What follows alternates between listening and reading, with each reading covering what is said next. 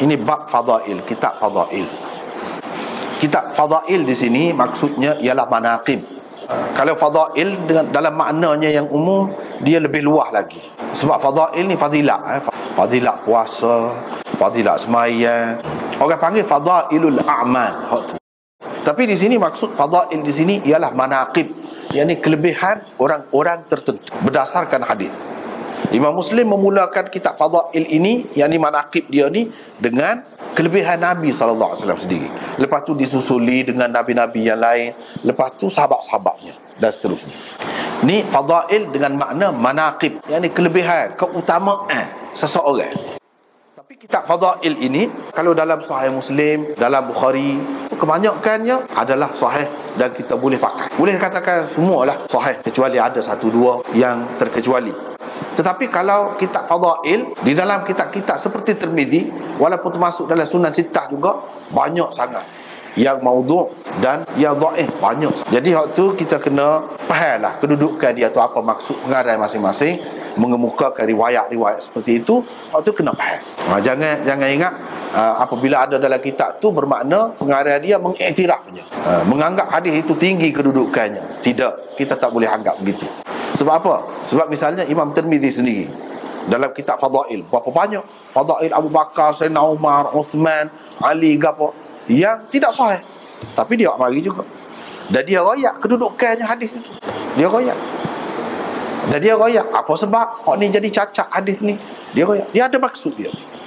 Dalam bab fadail ini boleh dikatakan kalau hak tidak tak dalam Sahih Muslim, dalam Bukhari, hak ni lah paling banyak hak dhaifnya.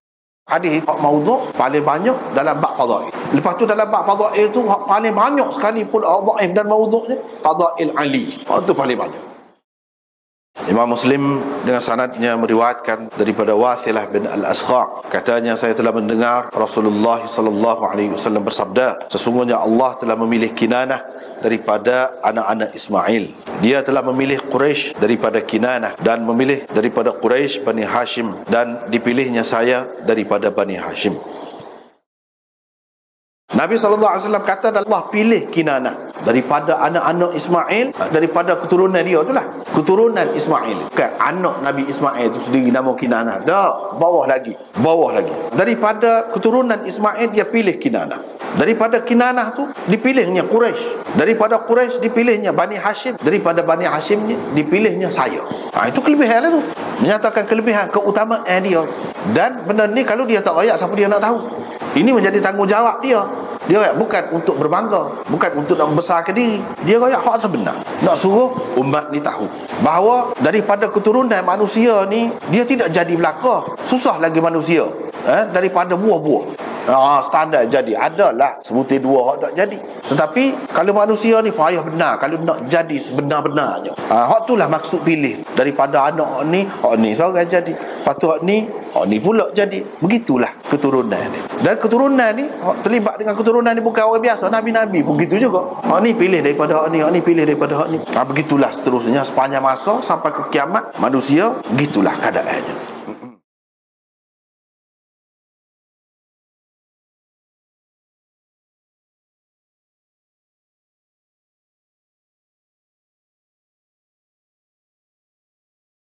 Dengan sanadnya Imam Muslim meriwayatkan daripada Jabir bin Samurah, katanya Rasulullah sallallahu alaihi wasallam bersabda, sesungguhnya saya kenal benar satu batu di Mekah yang selalu memberi salam kepada saya sebelum saya diutuskan, yakni sebagai nabi. Sesungguhnya saya benar-benar kenal dia sekarang. Nabi sallallahu alaihi wasallam kata, aku kenal benar satu batu di Mekah yang beri salam kepada aku. Sebelum aku jadi Nabi lagi, dia beri salam. Kalau aku jumpa, Assalamualaikum.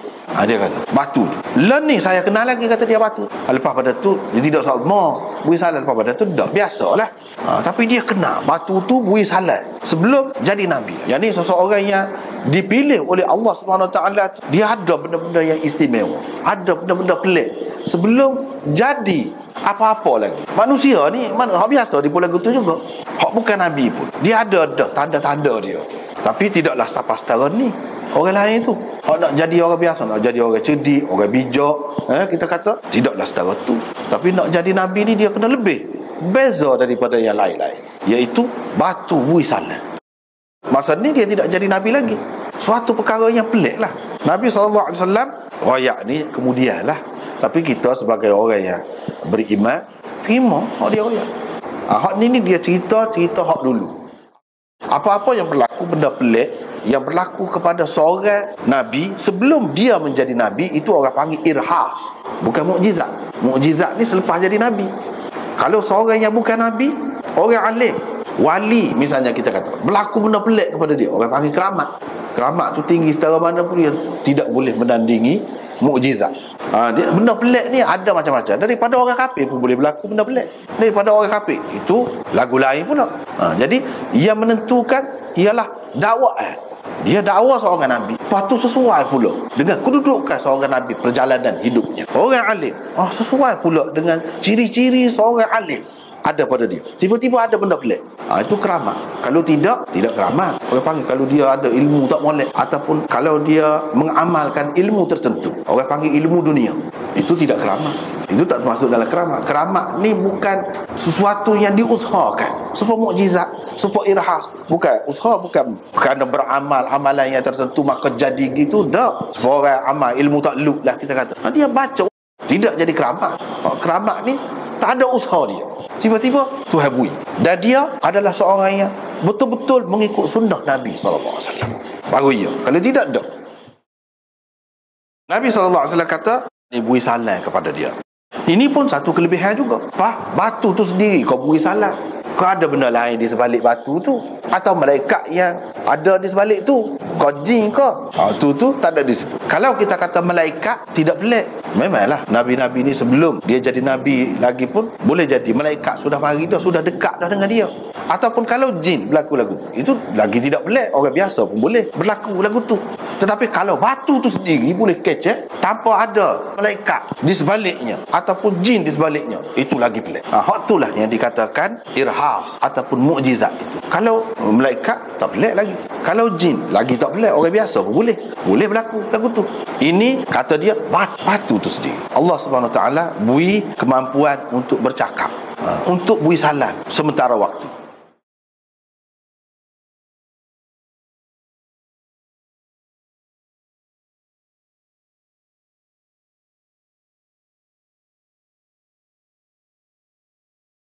Bab kelebihan Nabi kita daripada kalian makhluk. Dengan sanadnya Imam Muslim meriwayatkan daripada Abi Hurairah, katanya Rasulullah SAW bersabda, aku adalah penghulu anak Adam pada hari kiamat nanti, dan aku adalah orang yang mula-mula terbelah kubur untuknya. Aku adalah orang yang mula-mula yang memberi syafaat, dan orang yang mula-mula diterima syafaatnya.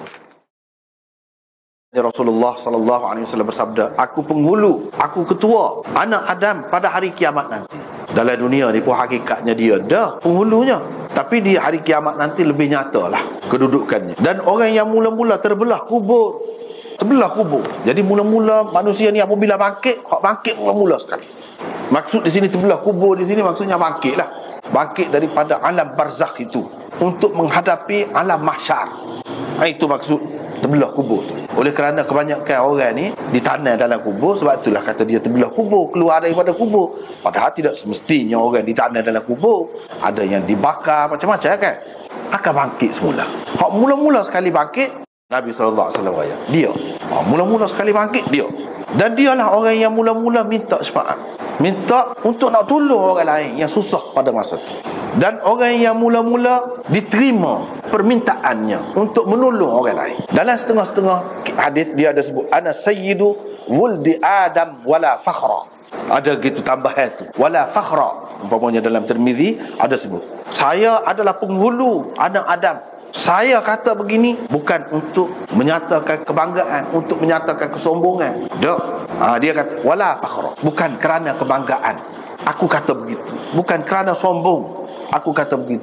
Tidak, tetapi ini adalah tanggungjawab aku kena royak, supaya umat ni tahu siapa dia yang paling utama. Tanggungjawab dia, dan sebagai syukur atas nikmat Allah kepada dia. Dia royak ni hakikat yang termasuk dalam hak dia kena sampaikan. Kalau dia tidak sampaikan, kalau dia tak royak, salah dia. Kalau tidak, kita nak buat keputusan ke mana, nak tahu siapa. Jelas Nabi SAW ni sebagai ketua, sebagai pemimpin, jelas dia royak tu terang. Tidak ada sembunyi, ada, dia jelas. Dia mengaku, walaupun sekali tengok nampak macam besarkan diri, nampak sombong, tidak. Tak ada arah lah, tak ada kena royak, kena kata begitu. Ini semua ni adalah kelebihan belaka. Dia sebut ni.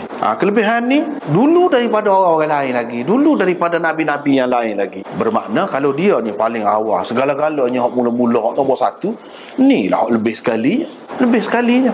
Dan nabi-nabi itu lebih daripada malaikat. Dia ni lebih lagi daripada nabi-nabi. Kalau lagu tu bermakna dia paling lebih lah ala jami'il khalaiq, daripada sekalian makhluk. Nabi SAW lebih utama, lebih lagi mulia daripada Jibril. Itu mengikut akidah ahli sunnah wal jamaah. Lebih mulia daripada Kaabah, tempat tumpuan orang, kiblat orang Islam sampai bila-bila. Lebih mulia daripada syurga, lebih mulia daripada segala yang lain. Itu kedudukan Nabi kita Muhammad sallallahu alaihi wasallam. Lepas tu kita tengok dalam syarah Imam Nawawi ni, dia kata hadis ini menjadi dalil bagi lebihnya Nabi sallallahu alaihi wasallam itu daripada sekalian makhluk semua sekali. Kerana pendapat ahli sunnah, manusia ni lebih lagi daripada malaikat. Nabi SAW paling afdal daripada sekalian manusia, dah bukan manusia. Jelas ini termasuk dalam akidah ahli sunnah wal jamaah. Adapun hadis hak lain, di sini nampak pelebih Nabi kita daripada Nabi yang lain. Ada hadis yang lain, la tufaddilu bainal anbiya, jangan kamu lebih-lebihkan antara sesama Nabi itu. Jangan kamu pelebihkan mana-mana Nabi daripada Nabi yang lain. Jangan. Lagu mana pula? Imam Nawawi sendiri kata, jawapannya ada 5. Yang pertamanya, iaitu Nabi SAW kata lagu ni sebelum dia tahu bahawa dia ini Sayyidu Waladi Adam atau Sayyidu Wuldi Adam. Sebelum dia tahu. Bila dia tahu, dia hak ni, hak dalam Muslim ni misalnya, hak ni selepas dia tahu, dia hadis hak tadi dia kata jangan berlebih tu sebelum dia tahu. Satu jawapan dia. Yang kedua, itu kerana beradab dan merendah diri. Kerana merendah diri, dia kata lagu tu. Yang ketiganya, larangan hak kata jangan berlebih Nabi, seorang Nabi daripada Nabi yang lain ini, iaitu kalau berlebih sehingga membawa kepada kurangnya yang seorang lagi. Kita kata Nabi ni lebih itu jadi sehingga jadi nampak kurang Nabi hak seorang. Tak boleh lah. Sehingga jadi kurang. Bila kita berlebih Nabi Muhammad sallallahu alaihi wasallam, Nabi Musa tu jadi kurang sangat, jadi hina sangat. Tak boleh lah. Kerana kononnya dia ni, misalnya kita kata dia ni ketua Bani Israel, jadi puak-puak Yahudi ni puak-puak dia lah juga. Tak boleh lah tu. Yang keempat, Nabi sallallahu alaihi wasallam larang daripada melebihkan seorang Nabi daripada Nabi yang lain, iaitu dengan kita pelebihkan sehingga membawa kepada perbalahan dan fitnah, berlakunya kekacauan, seperti bala. Yang kelima, larangan ini khusus dengan kita pelebih Nabi daripada seorang Nabi yang lain dari segi kenabian tu sendiri. Itu tak boleh. Kenabian satu jawatan yang sama daripada Allah Subhanahu Wa Taala. Kalau ada orang ni lebih kerana ni, itu boleh jadi kerana dia Tuhan beri mukjizat ni, ada kelebihan dia lebih daripada orang lain. Dari segi Tuhan beri dia dapat menguasai jin, binatang-binatang, boleh tahu bahasa binatang, ada kelebihan dia dari segi tu. Tapi kita nak kata dari segi kenabian dia tu lebih daripada kenabian orang lain, tak boleh. Hak tu serupa. Jadi maksud Nabi SAW kata larang jangan pelebih mana-mana Nabi itu, ini maksud. Adapun kelebihan yang memang Allah SWT sudah sebut, tilkar rusul faddalna ba'dahum ala ba'd, rasul-rasul itu kami pelebihkan sebahagian mereka daripada sebahagian yang lain. Minhum man kallama Allah, ada di antara mereka yang Allah kecek secara langsung dengan dia. Itu kelebihan, kita kena terima lah. Hak tu tak boleh nafi. Hak tu memang ada dalam Quran. Memang ada dalam Quran. Hak tak bolehnya pelebih dalam kenabian tu sendiri. Kelebihan-kelebihan kerana ciri-ciri atau sifat-sifat tertentu, tak apa kita pelebih dia. Jadi ada kelebihan ni bil khasais wa fadail ukhra, kerana ciri-ciri dan kerana keutamaan-keutamaan yang lain selain daripada kenabian dan kerasulan itu. Kita kena i'tiqad ada Nabi itu lebih dari sudut sifat-sifat tertentu tu, itu kita kena percaya hak tu. Sebab apa? Sebab Allah ada dah berfirman dalam Al-Quran, dia sebut